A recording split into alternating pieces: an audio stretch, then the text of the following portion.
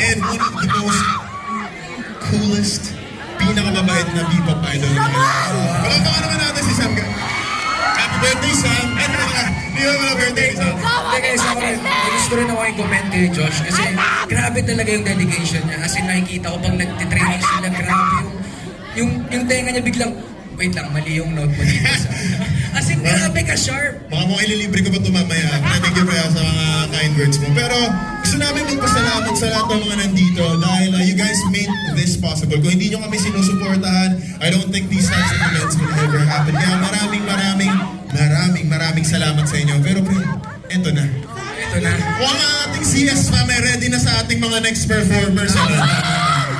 Alam nyo, itong CS P-pop group na ito ay hindi lamang inangat ang P-pop dito sa Pilipinas, but kundi sa ibang bansa na rin. Grabe.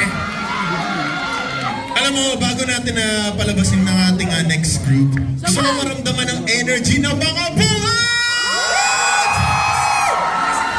I think you guys can do better than that. What's up, buhat? Hindi na namin patatagalin to.